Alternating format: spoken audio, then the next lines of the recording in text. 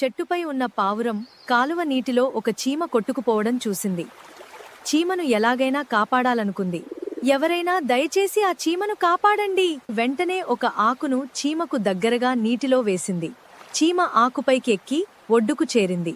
చాలా ధన్యవాదాలు పావురమా! ఒకరోజు చీమ పుట్టలో నుండి బయటకు వచ్చింది. ఒక వేటగాడు పావురాన్ని చంపాలని చూశాడు. చీమ వేటగాడిని గట్టిగా కుట్టింది.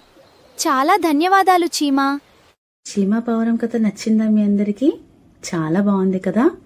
ఈ కథ ఆధారంగా నేనిప్పుడు మీకు చూపించే బొమ్మలను సరైన క్రమంలో పెట్టండి. ముందుగా ఏమొస్తుంది? ఒక పావురం నీటిలో కొట్టుకొని పోతున్న చీమని చూసింది. తర్వాత ఏం జరిగింది? ఎలాగైనా చీమను కాపాడాలనుకుని ఒక ఆకును చీమ దగ్గరికి వేసింది. ఆ తర్వాత ఏం జరిగింది?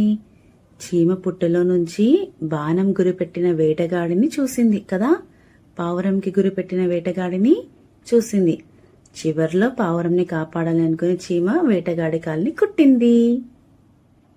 ధన్యవాదములు. మీ అందరికీ వీడియో నచ్చిందని అనుకుంటున్నాను.